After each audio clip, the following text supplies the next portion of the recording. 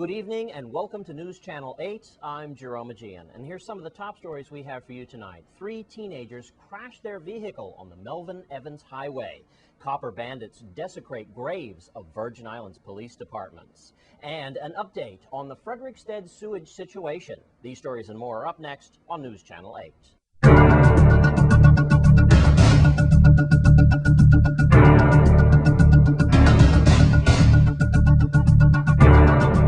In our top story tonight, the disturbing trend for copper for cash has now reached an all-time low. News Channel 8's West Mall is back in Kings Hill Cemetery in the fallen police officers' row. Thanks a lot, Jerome. Wilbur Francis Command.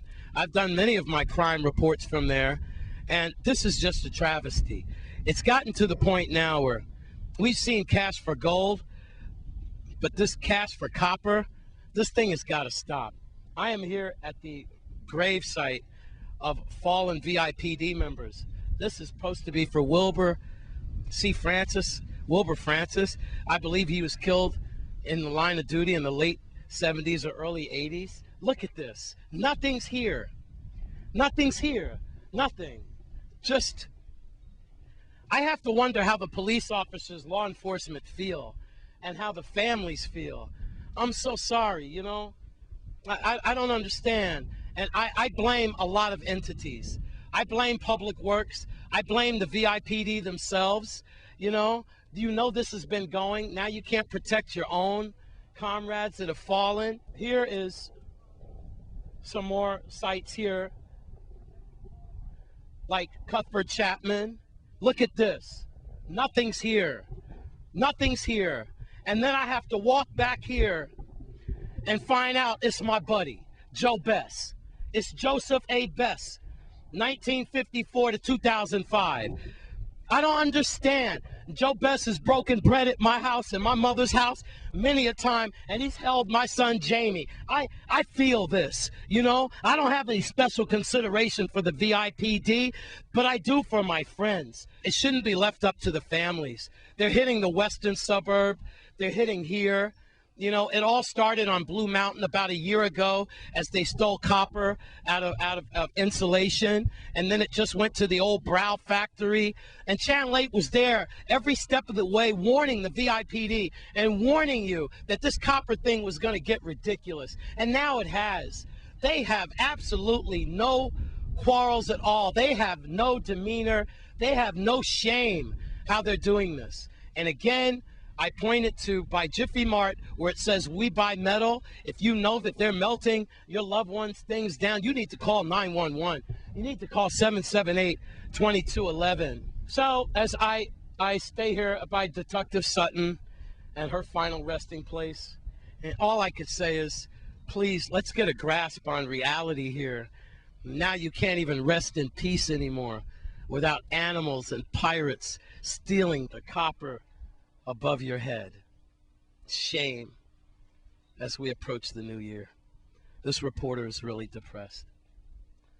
At Kings Hill Cemetery, I'm Wes Small for News Channel 8. Thanks, Wes. And in other news tonight, there was an accident last night on the Melvin Evans Highway involving 3 teenagers. News Channel 8's Wes Small was there. We're here on the Melvin Evans Highway, right across from the Good Hope school entrance, as you could see. And we have 3 teenagers involved in a real bad accident overnight. It was around 11:30, and we do believe that the roadways were wet. It was cold, slippery, and rainy last night. We have a 2006 Toyota Corolla traveling west on the Melvin Evans, somewhere in the vicinity of Good Hope. 2 19-year-olds, we believe, were in the front seat, driving very fast, no seat belts. We have an 18-year-old in the car as well. He had his seat belt on. You do the math. The 2 19-year-olds were ejected through the windshield, I believe through the passenger door. They are still alive, but they are believed to be fighting for their life. I was just on the phone, the Wendy Schaefer, Juan Louis Hospital. They also directed me to Attorney Russell. I don't know, but to get information from a patient when they've either been in a violent crime or an accident usually takes days, literally. So I don't expect them to get back to me. So we're all praying for those 2 19-year-olds. And we hope that they survive this. But let this be a lesson to you as we come across the holiday season. Please be careful. Look, it's only a stretch of rock You're going to get to where you're going. Slow down and stay off the phone. I'm Wes Small for News Channel 8. And thanks, Wes Small, for that. Once again, no information from the Juan Luis Hospital on the condition of those young men. And the new commissioner for DPNR was on hand in Frederiksted to monitor the sewage situation and more cleanups as the festival starts to heat up. Thanks a lot, Jerome. Happy New Year, everyone. It's festival time. I'm here with Carmelo Rivera. I just called him the government's pinch hitter. He goes all over the place. And now he's sitting in for Robert Mathis, of course, from DPNR, who's sitting down. And, of course, Novell Francis, we certainly wish him the best from the VIPD, who's going to stick around until things get back in order. Well, Carmelo, you got your hands full here. We have a cruise ship in. That's nice. And you've got Public Works here, VI Waste Management, and DPNR. And this is the dirt that you're that we lost with that Tomas thing. Is that right? Absolutely. This is the results of Mother Nature making some modifications, I would say. Yeah. And I'm very pleased with the multiple number of agencies working together to get this place ready. This is really the face of Frederiksted. This is where all the ships, when they come in here, the first thing they see is this beautiful area. Of course, with the impact of the weather, we lost quite a bit of the beach front here. And but I like the progress that we have made here. I see all the bulldozers out here, the heavy equipment moving the dirt. This is going to be beautiful again.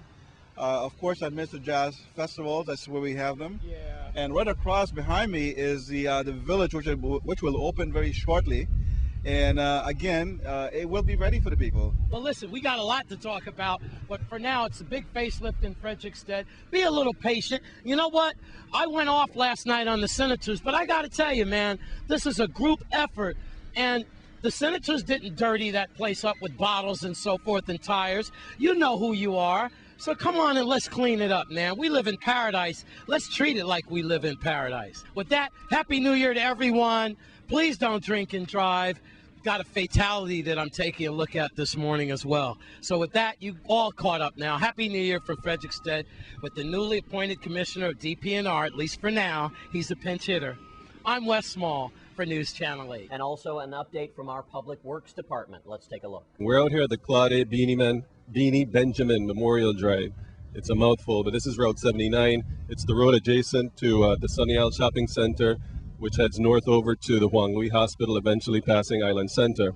We were out here a few months ago discussing the roadway repairs that the Department of Public Works was planning to do. And as we can see here, work has commenced on this project. We had awaited the WAPA to complete their waterline project. They have since completed.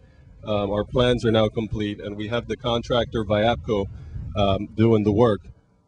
When you come out here, you'll see there'll be some minor detours starting from the Kentucky intersection. The project scope is going to take us from the Kentucky intersection just past the Island Center, probably 400 feet to the north of Island Center. The contractor commenced work this week. We expect him to complete work sometime in January, late January. The scope of the project, similar to what we've seen on the Queen Mary Highway, we're doing drainage improvements as well as roadway improvements. You'll see some concrete swales going in. We'll have some sidewalks going in as well.